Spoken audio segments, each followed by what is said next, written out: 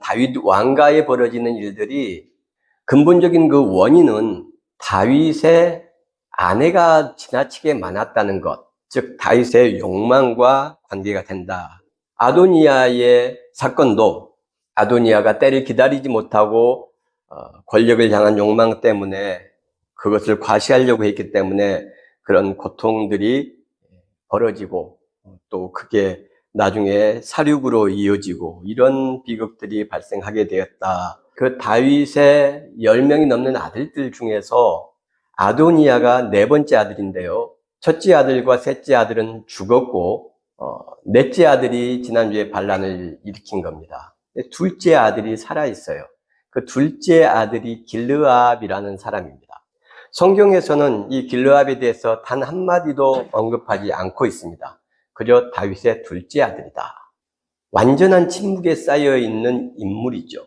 하지만 승계서열상 길르압이 살아있는 왕자들 중에 첫 번째이기 때문에 우선순위에 속하죠. 그런데 침묵한다. 그래서 그 침묵이 무엇을 의미하는지 이것을 좀 살펴보려고 하는 것입니다. 성경에 문자적으로 드러나 있는 것 외에 그 표면적인 내용을 가지고 이면을 더듬어서 본질을 찾아내는 것, 이게 하나님의 말씀을 볼 때 굉장히 중요하죠. 그런데 오늘 아비가일이라는 사람이 등장하는 본문을 선택을 했습니다. 이 사람에 대해서 좀 알아볼 필요가 있어요. 이 아비가일에서 아비라는 말은 아버지라는 뜻입니다. 그러니까 아브라함 할 때 그 아부도 아버지입니다. 아비멜렉 할 때 아비도 아버지, 멜레크는 왕. 아비가일, 그러니까 아버지라는 단어와 가일, 기쁨이라는 단어입니다. 아버지의 기쁨이다. 이 여성이 아버지가 굉장히 이뻐했던 여성인 거예요. 이 사람이 나발이라는 사람과 결혼을 했습니다. 이 나발이란 말은 어리석다, 멍청하다 이런 뜻이에요. 굉장히 재밌죠. 그런데 이 나발이 굉장히 부자였습니다. 아비가일이 아버지의 기쁨인 만큼 아버지의 사랑과 부모님의 사랑을 듬뿍 받았는데 이 사람이 아주 어리석고 멍청한, 그리고 성경에 보면은 굉장히 무례합니다. 그런데 부자예요. 굉장한 부자. 부모가 자기의 기쁨인 딸을 이런 무식하고 멍청하고 아나무인격인 그런 사람에게 결혼을 시킬 리가 없죠. 그런데 결혼을 했어요. 부모님은 아비가일을 나발과 결혼시키고 싶지 않았지만 아비가일은 어떤 이유로 부모님과 내 가족과 혹은 동생들이 있었을까요? 병들어 있는 할머니나 할아버지가 계셨을까요? 자기의 가정을 위해서 이 어리석은 남자 부자 나발에게 결혼을 하기로 작정을 했다라고 볼 수 있습니다. 아비가일이 다윗에게 뭐라고 이야기하냐면 이 나발은 그 이름대로 아주 어리석은 사람입니다. 멍청한 사람입니다. 그의 죄를 저한테 돌리시라고 이렇게 이야기를 해요. 자기 남편인데. 그리고 마지막에 보니까 여호와께서 내 주를 후대하실 때에 왕이 되셨을 때에 이 말입니다. 원하건대 내 주의 여정을 기억하소서, 생각하소서. 굉장히 이상한 말이죠. 그래서 상당한 신학자들은 이 아비가일의 이 내용, 남편을 흠을 잡는 내용, 그리고 살아있는 남편이 있는데 당신이 왕이 되면 나를 기억해달라는 내용으로 이 아비가일을 굉장히 나쁘게 평하는 분들이 많지는 않지만 있습니다. 그러나 저는 이 내용을 통해서 아비가일이 자기의 가족을 위해서 희생하는 결혼을 했다라고 생각을 하는 거예요. 그리고 될 수 있으면 이 어리석은 남편의 품에서 벗어나기 위한 투쟁적인 여성이었다. 성경에 보면은 이 나발은 갈멜 출신이다. 마온에 한 사람이 있는데 그의 생업이 갈멜에 있고 심히 부하여 양이 3,000마리고 염소가 1,000마리다 이렇게 되어 있어요. 이게 나발의 재산이거든요. 이 갈멜, 우리가 갈멜산으로 잘 알려져 있는 이 갈멜은 산이라기보다는 정확히 말하면 구릉입니다. 약 한 24km에 걸쳐져 있는 구릉이니까 낮은 산이 길게 펼쳐져 있는 거예요. 구약 성경, 신약 성경을 막론하고 샤론의 꽃 예수할 때 그 샤론, 또 바산의 암소들 하는 내용들이 예언서 같은 데 나옵니다. 이게 바산, 길르앗 라못, 길르앗 야베스 할 때 그 길르앗, 이 지역이 팔레스틴 지역에서 가장 풍요로운 지역이에요. 물이 많습니다. 그럼 물이 많으니까 식물이 많죠. 그런 목초지들이 많으니까 동물들이 잘 자라죠. 그래서 풍요의 상징이에요. 갈멜, 바산, 또 샤론 뭐 이런 것들이. 그 풍요로운 지역에 아주 대단한 부자였다.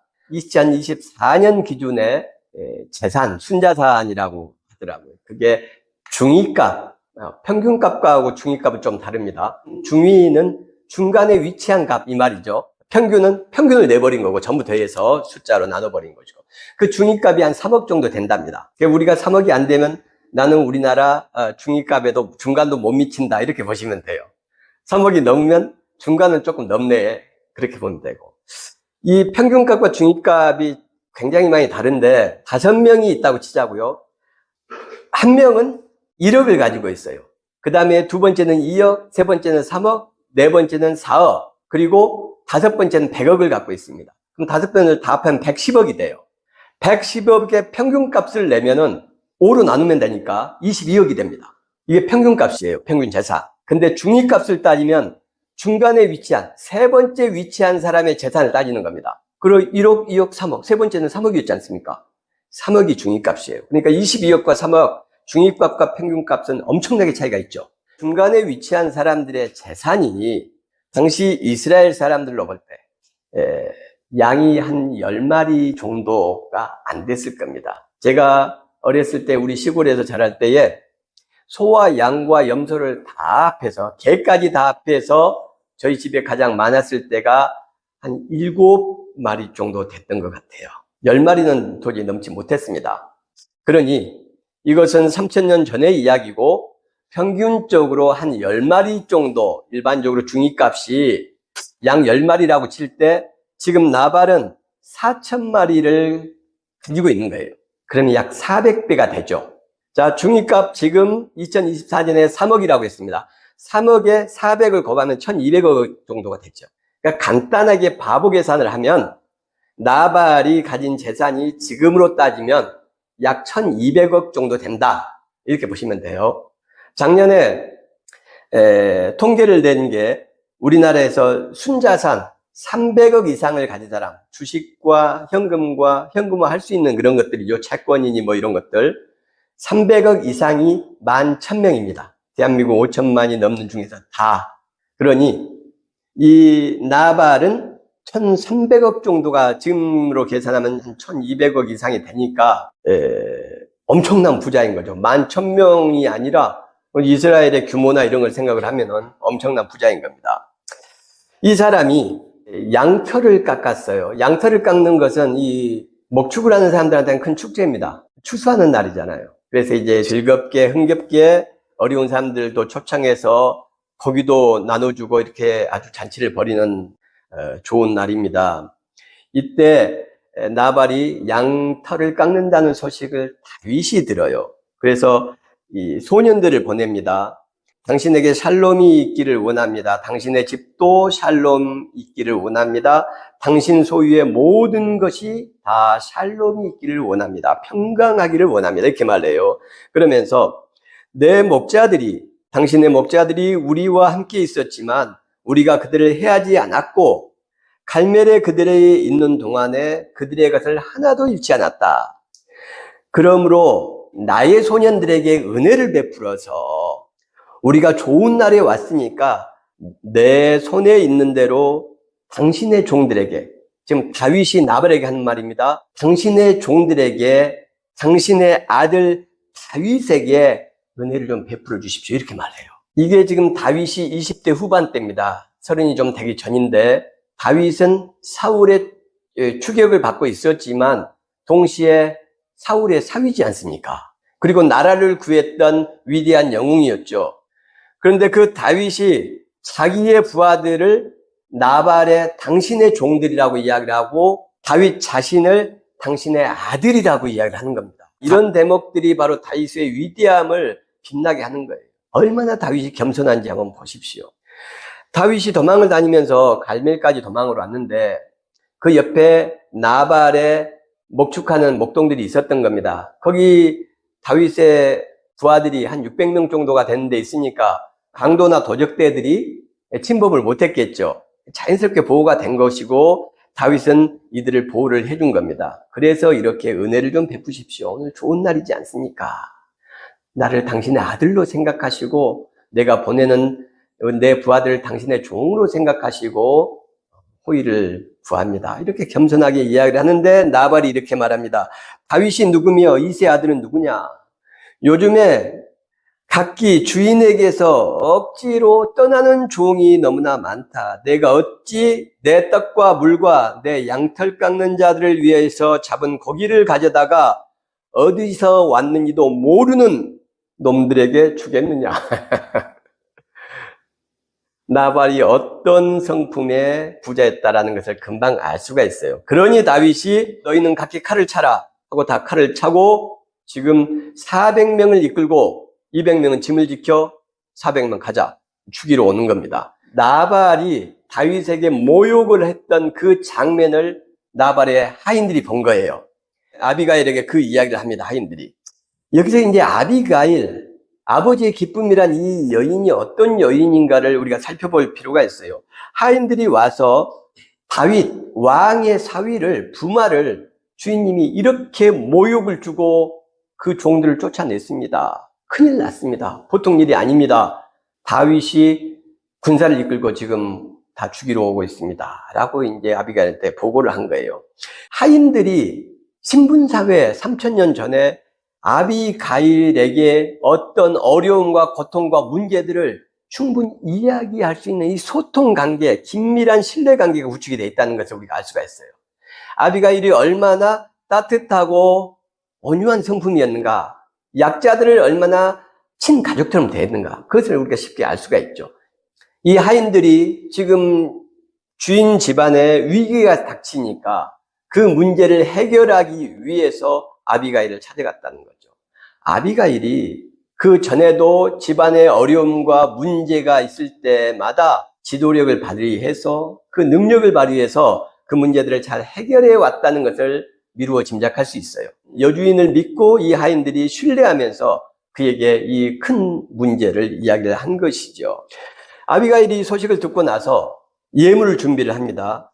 포도주를 2부대를 준비를 하고, 또 양을 한 5마리를 준비를 하고, 무화과, 마른 포도 이런 것을 백송이를 준비를 하고 이런 내용들이 나옵니다. 아비가일은 하인들의 보고를 받고 굉장히 재빠르게 판단을 합니다. 어떻게 이 상황을 대처를 하지? 그래서 양 5마리 잡아. 양을 5마리 잡게 합니다. 그리고 건포도와 무화과와 포도주를 급하게 준비를 하죠. 여기서 양을 5마리를 잡는다. 그 품종에 따라 양이 다른데 보통 큰 것은 145kg 이렇게까지 나간답니다. 품종이 큰 것은 굉장히 많이 나가더라고요. 그리고 일반적으로는 한 70kg 이런 정도 나간답니다. 성체가. 그럼 중간으로 잡았을 때에 100kg짜리 양 5마리를 잡은 거예요. 아비가일이 5마리를 잡으라고 했습니다. 여기서 고기를 다 잡으면 다 먹을 수는 없지 않습니까? 머리, 뿔, 내장 이런 거 먹기가 힘들잖아요. 그래서 그것을 뺀 것, 도체수율이라고 합니다. 먹을 수 없는 부분, 가죽이니 이런 걸 다 떼어낸 부분, 이게 보통 50%랍니다. 그러니까 100kg짜리 양을 잡으면은 도체수율, 먹을 수 있는 부위만 따로 떼어내면 50kg밖에 안 되는 거예요. 이 50kg에도 기름도 있고 뭐도 있고 막 있잖아요. 먹기가 힘든 것. 그것들을 정육수율이라고 해요.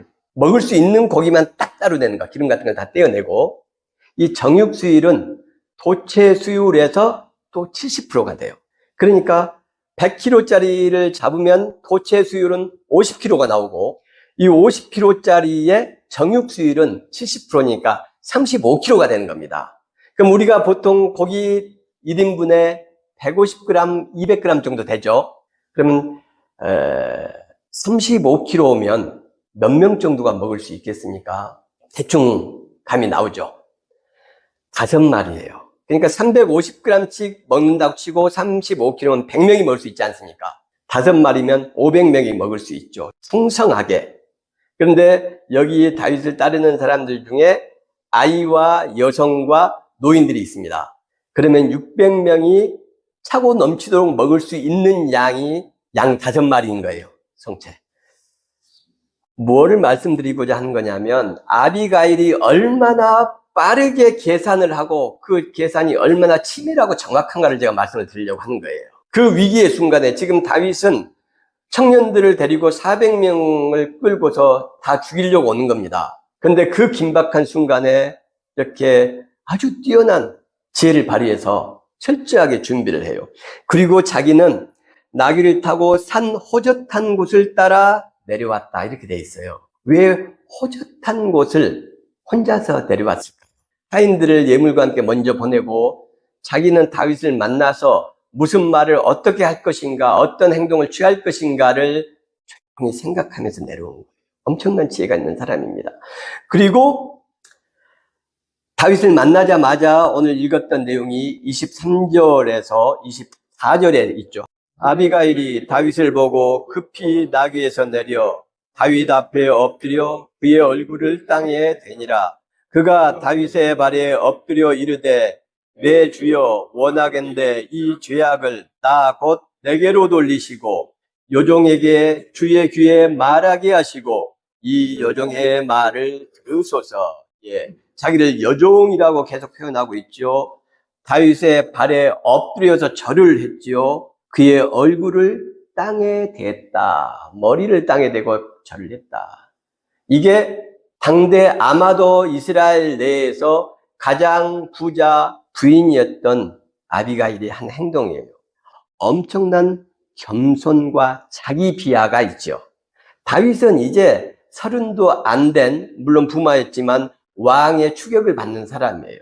그 아비아달 제사장이라는 사람이 나왔었잖아요. 그 사람에게 다윗이 가서 먹을 것을 좀 달라, 우리 소년들하고 이런 부탁을 합니다. 그래서 그걸 줘요. 그런데 사울이 나중에 그걸 알게 됩니다. 와서 제사장 70명을 다 학살을 합니다. 다윗을 도와줬다고.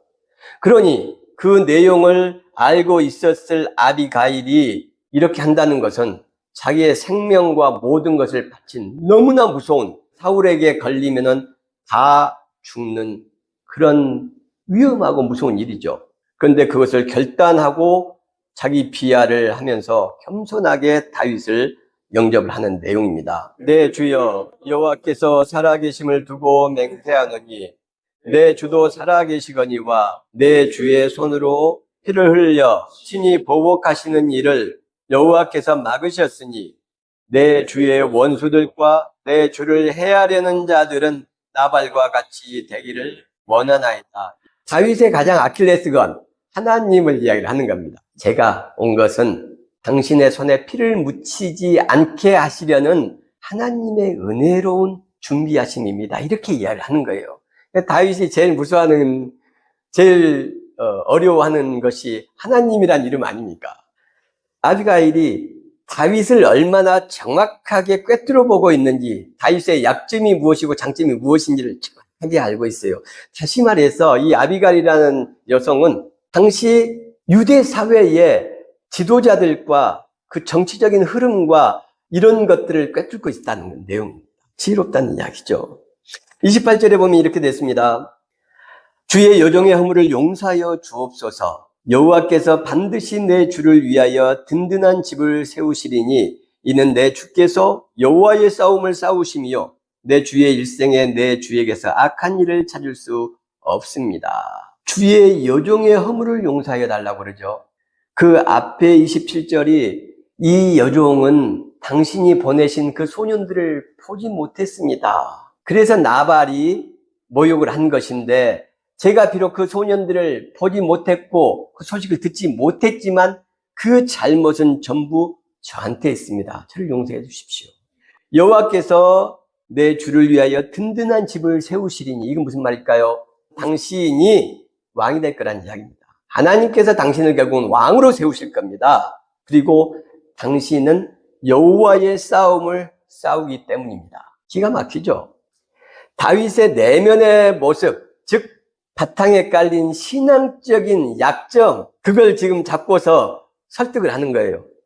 당신은 결국 하나님의 싸움을 싸는 것이고 결국 사울을 이기고 왕이 될 것입니다. 다윗의 입장에서는 10대 중후반부터 나라를 구하고 그 이후로 지금 사울의 칼날을 피해서 도망다니고 있어요.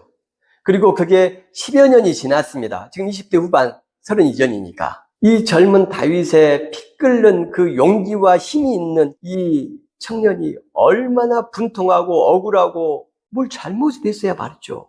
1년, 2년이었어야 말이죠. 사울을 살려주지 않습니까? 그런데 그 사울은 계속 자기를 추격하는 거예요, 죽이려고. 사람이 이 지경이 되면 지나가다 깡통이라도 발로 걷어차게 되겠죠. 그런데 지금 딱 걸린 겁니다, 나발이. 그 자리에 나발의 아내란 여성이 와서, 그런 귀분이 와서 머리를 땅에 대고 절을 하면서 당신은 하나님의 싸움을 싸우고 있는 겁니다. 그리고 그 하나님께서 당신을 결국은 왕위에 세울 것입니다. 하나님이 선택하신 그리스도로 기름 부었지 않습니까? 그 이야기 하는 거거든요. 하나님의 축복과 다윗이 왕위에 오를 수 있다는 그 정당성과 예언을 지금 하고 있는 겁니다. 그리고 29절에 보면은 사람이 일어나서 다윗 당신 내 주를 쫓아 내 주의 생명을 찾을지라도 여호와께서 당신과 함께 계셔서 당신을 생명싸개 속에 쌓아서 보호할 것이다. 하지만 당신을 쫓는 그들은 물맷돌 던지듯 집어 던지실 것이다. 다윗에게 엄청난 축복. 다윗이 지금 제일 힘든 것은 도망자의 삶이 제일 힘든 거 아닙니까? 자기가 도망자였기 때문에 나발이 자기를 무시한 거잖아요. 그래서 자존심이 엄청나게 상하고 내가 힘이 없어서 도망다닌 줄 아느냐? 내가 골리앗을 죽인 것을 너가 모르느냐? 알지 않느냐? 근데 나를 이따위 배후에 내가 본때를 보여주겠어 했던 그 다윗을 지금 아비가일이 와서 온갖 자존감을 세워주고 미래에 대한 정확한 예언을 해주고 당신이야말로 하나님의 용사고 하나님의 기름 부으신 왕이 될 것입니다 라고, 최후의 승자가 될 것입니다 라고 이야기를 해요. 그러면서 왕권을 얻을 수 있는 그 정당성, 그리고 정치적인 통찰과 예언까지 이야기를 합니다. 그래서 나중에 당신이 왕이 될 텐데, 왕이 되면 무죄한 피를 흘렸다거나 나발 같은 이런 어리석은 사람 한 명 죽여가지고 당신의 그 권위와 명예에 흠이 되지 않습니까? 이런 천한 사람, 형편없는 사람을 칼로 죽인들 무슨 그게 당신의 왕의 명예에 도움이 되겠느냐, 이런 이야기죠. 친히 보복을 했다 할지 그런 걸로 말미암아서 나중에 후회하실 것이다. 슬퍼하실 것도 없고 마음에 걸리는 것도 없을 것이다. 지금 당신의 분노를 제어하면, 누르면. 그래서 여호와께서 내 주를 후대하실 때에, 왕이 되었을 때에 다만 내가 이런 조언을 해서 당신을 명예롭고 위대한 왕이 되는데 조언을 했다는 것, 충고를 했다는 것을 기억하여 주십시오. 굉장한 여성이죠. 챗 GPT니 무슨 그 제미나이니 이런 것들에 한번 질문해 보세요. 성경에서 가장 지혜로운 여인 한 명만 꼽아봐. 여지없이 아비가일이 나옵니다. 근데 우리는 아비가일에 대해서 너무 모르고 있죠. 왜 그럴까요? 솔로몬 이야기하기에 바빴으니까. 다윗 이야기하기에 바빴으니까. 에스더 이야기하는데 바빴으니까. 그러나 놀라운 여성인 겁니다. 아비가일이 없었으면 다윗은 있을 수가 없었어요. 나발이 이 모든 내용을 듣습니다. 다윗이 칼을 차고 400명의 군사를 이끌고 당신을 죽이러 왔는데 이렇게 해서 돌려보냈습니다. 앞으로는 그렇게 웃어 보이는 사람도 그렇게 함부로 대하면 안 됩니다. 이러면서 이야기를 했겠죠. 그 소식을 듣고 이 사람이 놀래서 바들바들 떨다가 며칠 뒤에 죽습니다. 그 소식을 듣고 다윗이 소년들을, 부하들을 보냅니다. 아까 나중에 자기를 기억해달라고 했잖아요. 그 다윗이 오니까 아비가일이 두말 없이 모든 재산을 다 버리고 자기 여종들 몇 명과 함께 말을 타고 나귀를 타고 바로 다윗의 아내가 돼요. 기가 막힌 겁니다. 돈과 권력과 자기가 평생의 부귀영화를 누릴 수 있는데 다 버리는 거예요. 사람, 하나님의 사람 선택한 거죠. 그 사람은 가난한 도망자에 불과했어요. 이 현숙한 지혜로운 아내로서 다윗의 옆에서 평생을 조언하고 충고하고 도왔을 거 아닙니까? 다윗과의 사이에서 이 아비가일이 아들을 하나 낳습니다. 그 아들의 이름이 길르압이에요. 둘째 아들입니다. 암논은 여동생을 폭행했다가 그 여동생의 친오빠인 압살롬의 분노에 칼날에 죽죠. 길르압, 이 길르압이라는 이름만 나오는 이 둘째 아들은 탈라, 길르란 말이 누르다, 억제하다, 제어하다 이런 뜻이에요. 아부는 아버지라고 했죠. 아버지처럼 누르고 아버지처럼 억제하고 아버지처럼 통제하라 이 뜻이 길르압이에요. 자, 아비가일이 이름을 지었죠. 아버지처럼 억제하고 누르는 삶을 살아야 된다. 그걸 소망하면서 자기 아들 이름을 무엇을 누르고 무엇을 아버지처럼 제어하고 통제하라는 이야기일까요? 분노입니다. 순간적인 분노, 순간적인 욕망을 제어하고 누르고 인내하고 통제하라. 그래서 아들의 이름을 길르압, 아버지처럼 통제하라. 역대상 3장에 보면은 3장 1절에 보면은 아비가일의 아들이 다니엘로 나옵니다. 같은 사람을 이름을 두 개로 부르는 거예요. 그러니까 하나는 집에서 부르는 이름이고 하나는 공식적인 이름이고 뭐 이런 경우들이 많이 있죠. 예. 그래서 이 다니엘은 무슨 뜻입니까? 엘은 하나님이죠. 단이란 말은 단이란 말은 판단하다, 판결하다, 심판하다. 그러니까 심판하다는 말을 제가 안 쓰려고 지금 하는 건데 심판이란 말은 징계라는 말에 흡사하죠. 뉘앙스가. 그런데 이 단이란 말은 그 말을 심판하고 징계한다는 말이 아닙니다. 판단을 한다는 겁니다. 옳은지 그른지를. 근데 심판이라는 단어가 부정적인 무서운 뉘앙스가 많아서 저는 그 단어를 안 쓰고 싶고 사실 그렇게 번역을 하는 것은 이 단이란 단어 속에 담긴 원래 의미를 안 좋은 쪽으로 교인들의 죄를 부추겨서 두려움을 자꾸 심는 겁니다. 공포를 심는 신앙. 굉장히 잘못된 거예요. 다니엘 그러면 하나님이 판단하신다. 이 단이란 말이 판단한다 또는 변호한다라는 뜻도 있어요.